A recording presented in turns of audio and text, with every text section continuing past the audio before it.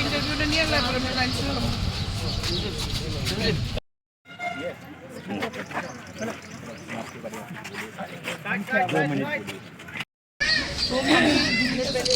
हाजिरी का वोट करके दुष्की जाना है अपना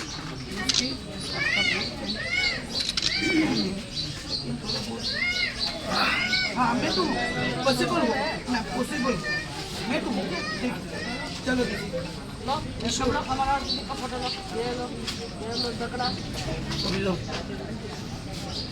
नारी शक्ति जिंदाबाद के हर पोलिंग बूथ में जो विजिट करने बड़े शांति से लोग अपना वोट कास्ट कर रहे हैं।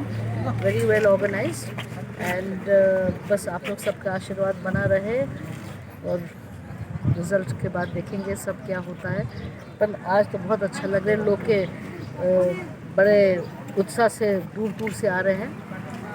तो बस और क्या बोलूँ, इसमें भगवान की इच्छा है, आप लोग के आशीर्वाद बना रहे हमारे साथ।